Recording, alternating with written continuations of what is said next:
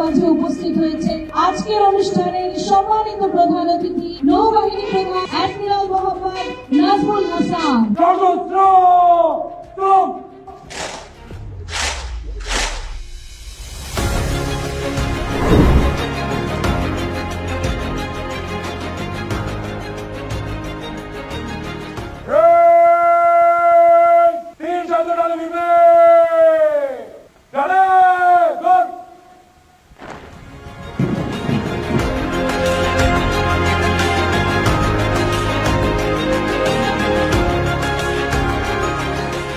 আমি আজ তোমাদের এই চমৎকার প্যারেড এবং আয়োজন দেখে অত্যন্ত মুগ্ধ এবং আশান্বিত।